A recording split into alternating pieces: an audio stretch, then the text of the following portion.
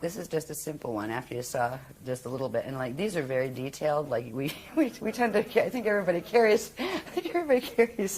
little magnifying glasses around with them at this point for any of the chart facts that come out at workshops. Because all of these are actually numbers that mean something and words that mean something, right? But you usually need like, micro lens to read it.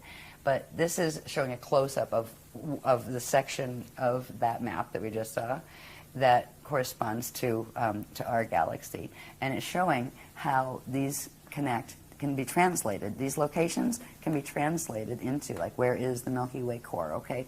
If we go and find Milky Way, this is something like in the science books, right? The local group of galaxies. We got the Milky Way here, we got M31 up here, right? These are those two that used to be together. This is what science already knows by, studying space and the way they study it. The core of Milky Way, they already know, has a black hole in the center of it. The core of Milky Way's black hole would be right here. M31 is right here, and we're in this twisted down offset here in these spheres. So you can literally find us in the maps. And this is how the Adashi masters, they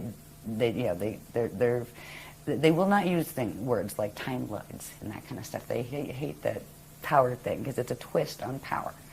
The Lord concept where, Lord and Master, so above. They really just don't come from there.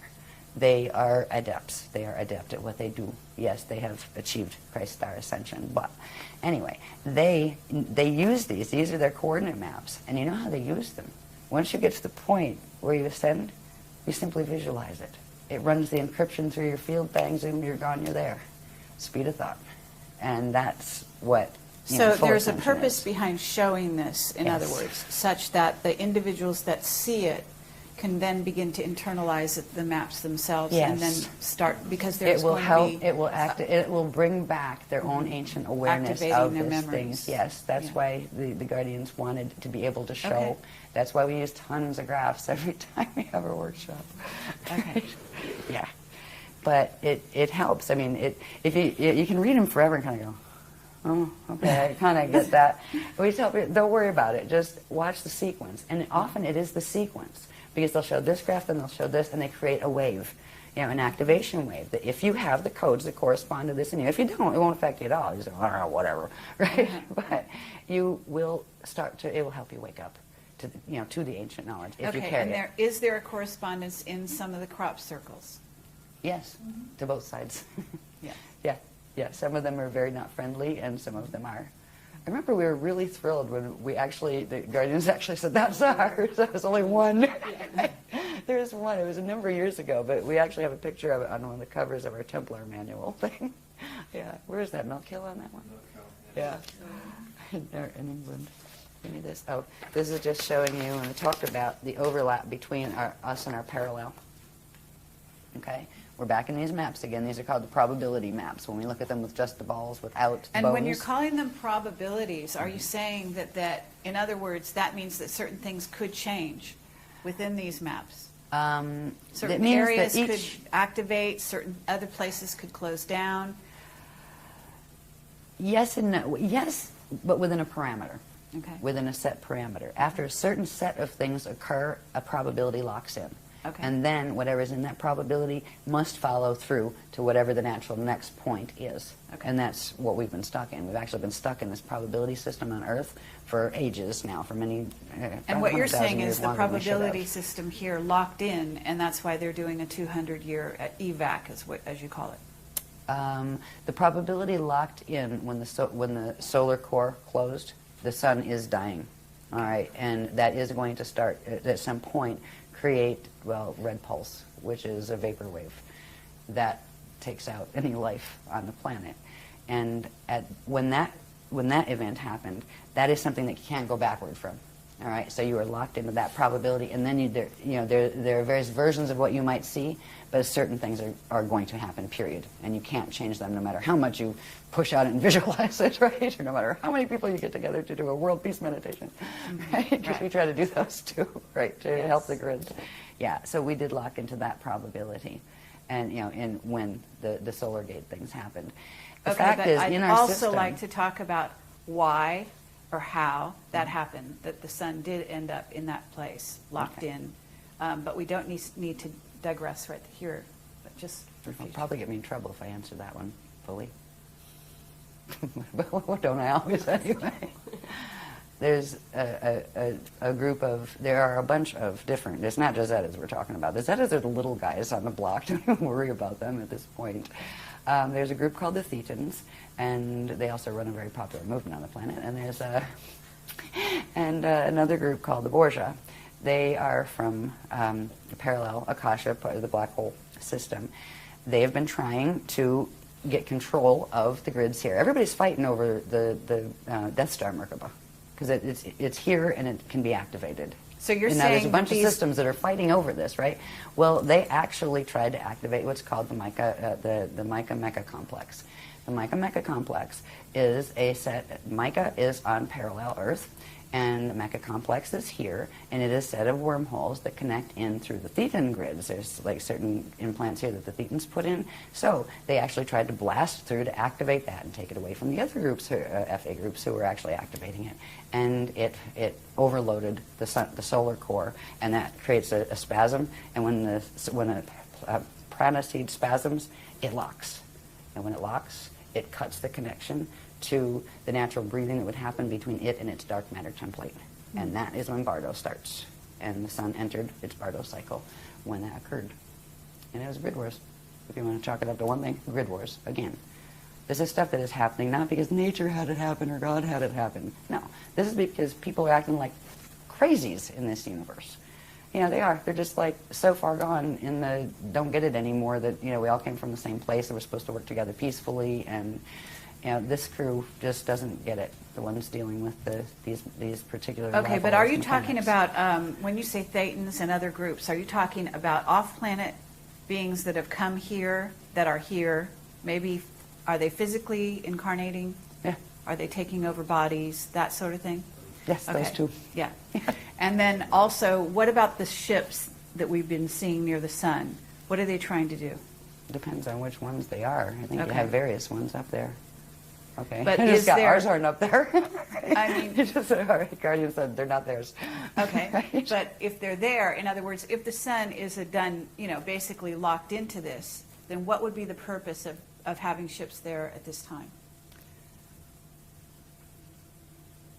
Okay, and it's got 2012, 2012, 2012. There's an alignment that's occurring in 2012 that has to do with the solar core. And whether or not its prana seed is working, the alignment occurs because it doesn't involve the Rasha body or the dark matter template. They just said it has to do with 2012. I wonder if this has to do with what this workshop's about. See, every workshop they reveal another level of something, and this time they're revealing stuff about what they're calling the ancient arrow sites, the 12 plus 24 ancient arrow sites that the Guardians are activating this weekend. Okay. Yeah. Well, We'll know about it Monday. that brings us into the wing material, and we want to address that as well at some point. That's a better point after Monday, because that's what they're going to talk about in this workshop. Okay, well, there's a and I didn't know they synchronicity haven't there. they haven't mentioned it since Voyagers was written. And I was just like, looked at some of the pictures, felt the encryption, going, oh boy, it's that stuff. Okay, pretty much. Right? Thank you. Some of it's all right, but some of it has that twist to it. But all of a sudden, I mean, what is the name of it? I don't have the thing here. It was a really funny title. No. They called the workshop the what is it? The makers of wings and other things. Yeah. Okay. Yeah, and it's not just about that. And it's not the people that are involved with the wing makers site. These people are well-meaning people, and it's fascinating. They're trying to figure out what it is. Sure. But it's the particular group of the ETs that they're dealing with. These are a group of Nephilim. All right, they're called the Cortium, and they are part what is called the Necromaton Andrami hybrid with Jehovian Anunnaki. All right, the Necromaton Andrami are known as the Beetle people. All right, they had a lot to do with ancient Egypt and stuff. Yeah, and scarab worship and things, because their home form looks like that. Anyway, stop. Okay, I just got anyways. Okay. Talk about wing makers later. Okay. Okay. But I don't want to offend any of the wing makers people. I'm sure they mean well, but what we didn't know is Yeah, so they're saying, okay, we're going to do wingmakers, so I have to go look up a little bit on it and what is this stuff anyway. And it's, all the sites I saw have the same story, and I have about a 4-second attention span when it comes to stuff I'm really not interested in anyway, unless the beloveds tell me I have to read it. And there's nothing there that said anything except, there might be a few other sites, there might be 7. The Guardian said they're the 7 broken arrows. We'll call them the ancient arrow sites, all of them. They're our sites. They were our sites. There are 7 of them that have been compromised, but there are 12 primary plus 24. So we're going to learn about what they are in this workshop. It's news to me, but I have a feeling they're connected to the Spanner gates, the Navajo gates. I just have a feeling. They're the one set of gates they haven't revealed the locations for, except for one. So you're talking about 24, and that corresponds to the 24 DNA and... No, the 24 strands of DNA. Yeah. They use 12s and 24s a lot in things like Stargate configurations and that kind of thing. Usually there's primarily 12, and then there's various other increments of 12. And we have to find out what the 24 other sites are. So it's like, here we go again. I'm one of the people that really enjoys going to workshops because I like what I learn. Because I don't know the information before I go. I don't know if you know this about the presentations. No, I didn't. I'm lucky if I get an itinerary. I've walked into workshops and gone, well, it's the orientation night. Hello, everybody. Thank you for being here. It's one of those mystery workshops. Don't know what it's about yet. I don't even have an itinerary. So you get downloads during the workshop? All during, Okay. And then I go down and present them. All? It comes through on a wave, and some of it sticks. And they record it? Some of it sticks. Okay. And diagrams. Diagrams, many diagrams. Okay, interesting. All right, yeah. Very good. Yeah, but it comes through live. It's okay, always live. We're down to 3 minutes, Again? believe it or not. I don't know what happened at this hour. I could probably talk forever. Yeah, okay. What we found neat about these is the fact that, first of all, it was in direct response to the techniques that the Guardians said to do. And they didn't let us know the first time, right? They said, just do these projection techniques and things. And it was a big surprise, right? And then they told us the calling, how to actually call them, and they showed up again. And they are the intricate ones and that kind of stuff. But it wasn't just like one person with a camera. This was like a whole bunch of different people, some of them the first time at a workshop, saying, do I want to go to workshops or not, getting orb pictures. And it was just like one of those little gifts, from the universe kind of thing. You go, cool, we got orbs. We never looked for orbs. They found us. But now it's becoming important because we're learning a lot more about the orbs and what it means in relation to what needs to be done for 2012. Okay. They're teaching us how to become orb whisperers, as they say. And it's hilarious because, like, when we're doing the dancing and drumming circles, you'll see people be like, dancing and stuff, and there'll be orbs like dancing up on their fingers and stuff. That's lovely. Yeah.